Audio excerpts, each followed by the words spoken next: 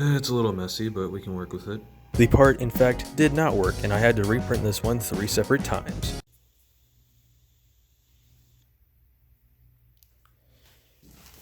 Hey, welcome in. Would you like something appraised? Hey, yeah, I actually did want to get this little guy appraised. He's this mint that I got recently, and I'm not sure if it's worth anything, but it kind of looks like it's in, well, mint condition after all.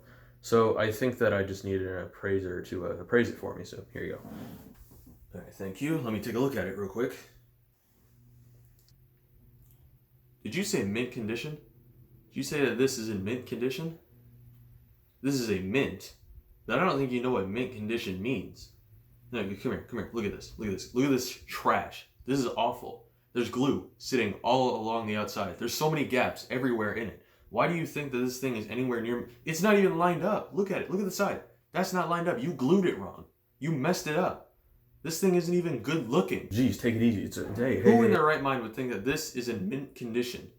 What do you mean it's not in mint condition? It's definitely in mint condition. I mean, look at it. It looks pretty nice, right? You really think, after all that this is in mint condition? You gotta be really stupid.